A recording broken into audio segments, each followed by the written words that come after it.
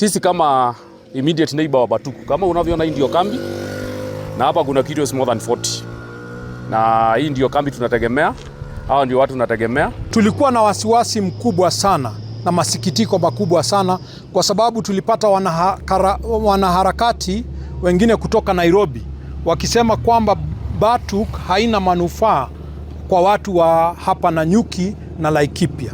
Tungependa kusema bila wasiwasi wowote kwamba huu mkataba unawasaidia watu sana wa Laikipia na hasa Nanyuki. Kwa ambao hawaelewi, mkataba huu huwa unaleta takriban bilioni 6.8 katika uchumi wa Kenya.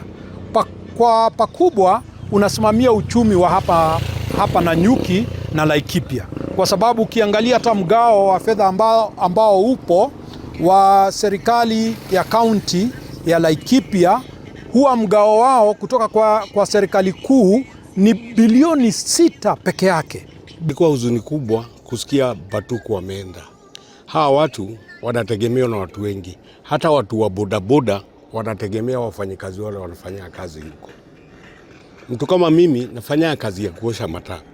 Kuna wafanyikazi wa huko ambao wako na magari na atanipatia kazi. Kwa hivyo acha niseme Batuku wamekuwa msaada mkubwa sana kwetu. Ukiingia pale Nanyuki Children's Home imekuwa ikisaidika sana kutokana na msaada wa Batuku.